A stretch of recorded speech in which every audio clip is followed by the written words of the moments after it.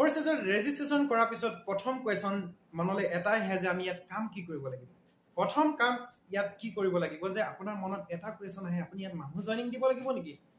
আপুনি ইয়াত মানুহক তেলতুল মাৰিব লাগিব নেকি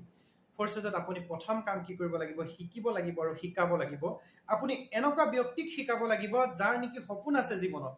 কিবা এটা কৰি খোৱাৰ মানসিকতা আছে আৰু সমাজ সেৱাৰ কৰা মানসিকতা আছে আপুনি ইয়াত শিকাওঁতে লাখ টকা আৰ্নিং হয় কিন্তু আপুনি যিখিনি শিকিছে সেইখিনি আনকো শিকাব লাগিব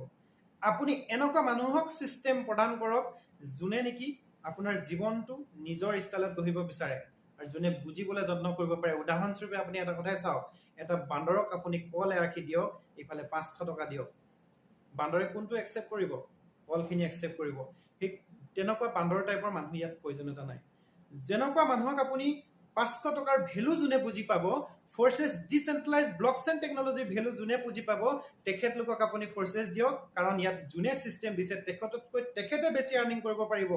কাৰণ মোক যোনে দিছে তেখেতে 1.5 বছৰত 22 লাখ টকা আৰ্নিং কৰিছে মই 44 লাখ টকা আৰ্নিং কৰিছো 1.5 বছৰৰ ভিতৰত ইয়া পসিবল কেৱল ফৰচেজত কিয়নো ফৰচেজ ডিসেন্ট্ৰালাইজ ব্লকচেইন 100% ডিস্ট্ৰিবিউশন দিয়া পৃথিৱীৰ প্ৰথম প্ৰজেক্ট আপুনি যদি ৰেজিষ্ট্ৰেচন কৰা নাই অতি শীঘ্ৰে যোগাযোগ কৰক মই আপোনাক সাপোৰ্ট দিম ধন্যবাদ